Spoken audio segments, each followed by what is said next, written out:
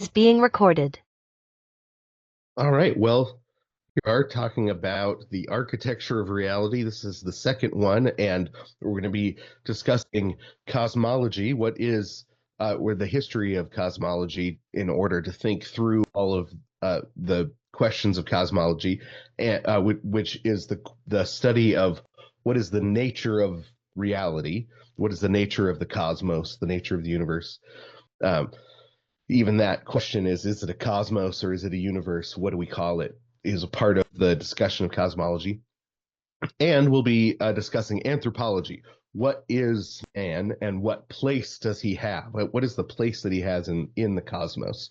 Um, as modern people, we tend to feel very dislodged from reality, right? We feel dislodged from our place, or we don't know our place, or we don't believe there is a place. We don't believe there's a place we fit, or that this place fits together. And that feeling of dislodgement, the Gnostics called it flungness. That we have been flung from our proper place in reality, and uh, that feeling, because modernity is in many ways, and postmodernity is a return to a Gnostic cosmology. That flungness is something that we all experience, even when we know it's not true in a technical sense. We know that we have a place, we know who we are, where our place is. We often still go through periods where we feel that. Um, and you see the just watched the new Bob Dylan movie. It was brilliantly done. It's a tragic story. You walk away thinking Bob Dylan is now my hero. You've missed some things. Obviously, he's a great artist, great poet, great songwriter, great musician. But what they capture really well is his inability to um, find a place where he fits, to share it, and the way that it's destructive to him. And that was the experience of a lot of people in the 20s and the 30s. A lot of the poetry of the 20s and the 30s is about that. The masculine poetry of the 20s and the 30s is about that. The poetry of the 50s and the 60s it comes, well, the late 40s really, it flows back in powerfully affecting people. A lot of the hip hop and the punk, the songs are about this in the 70s and in the 80s. I mean, and Brooklyn really was a place where the hip hop and the punk distilled that feeling of flungness, turned it into art, and then changed the world or spread it throughout the whole world. It's a fascinating story, and then we're really seeing it again right now. There's this moment. There's this 2020, 2019, 2020. There's this up till the present. People feel very dislodged from reality. Well, and what's interesting is you see that this happens at many different places and times throughout history, and in a lot of ways, the golden age of Athens was a period like this, right? When we talk about the ancient Greek philosophers, when we talk about the ancient Greek tragedians, the ones that wrote the plays at the time, many of them are wrestling with this notion of uh, finding your place in society. Is there a place? Is it the right place? Is it good to find your place? And there was a maxim in the development of the Greek philosophy that was know thyself. Or know thyself. That's one of the central things that they're searching for in Greek philosophy. It's an important quest for the philosophers, the artists, the people writing plays at the time, the playwrights. Um, and Plato really, by means of his character Socrates, or Socrates and then Plato by means of Socrates, brings it to the center of the discussion. It begins as a maxim carved in the entrance of the Oracle at Delphi. It's a central question in the play Prometheus Bound, one of Aeschylus's most moving plays, one of my favorite plays. It's attributed to the seven sages of Greece, which would be like quoting the founding fathers. But Plato, Heraclitus, Xenophon, Cicero, they all talk about it at length. And in Plato's Charminides, Plato directly discusses know thyself, the Delphic maxim, with a young man named Charmides. And they're talking about temperance, excellent character, being of sound mind, and Socrates brings up know thyself to emphasize that self-knowledge is essential for a truly sound mind. Understanding yourself, oneself, is a foundation for understanding and practicing virtue. But that dialogue really ends with the question still open. Plato, he's a great teacher. He leaves the question unanswered so that the reader will continue to wrestle with it until they have not just come to know the answer, but come to know themselves in the wrestling. Right? That's the point of the dialogue, is that by wrestling with the question, we come to know ourselves.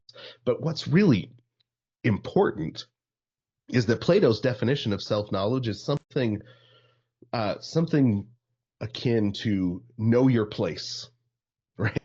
Which sounds like an insult to us, right? He says, know your place in society, know your place in your civilization, and you'll know yourself, right? That the assumption is that there's an integrated whole, the whole of creation, or the whole of, I mean, Plato would have called it creation.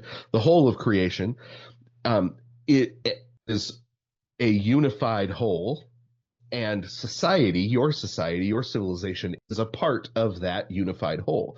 And so embracing your place in the whole is what it means to know yourself. Being integrated into your place properly is how you know yourself. Oceanus says something similar to Prometheus in Prometheus Bound. It's an incredible moment. He says, learn to know yourself and adapt yourself to new ways. For new also is this ruler among the gods, right? So he's saying society's order is changing. And self-knowledge means you embracing your place in this newborn society that's being, born out of the changes. Now, when we use the phrase, because we still use the phrase, we've inverted its meaning. Because now, know thyself means know who you are apart from society. Know yourself directly. The older definition of reality, where an integrated whole has a proper place for you, where we know ourselves in the eye of others, or that other people's knowledge of us, we see ourselves only through the eyes of others. We can't see ourselves directly, but when we integrate into a community, we learn who we are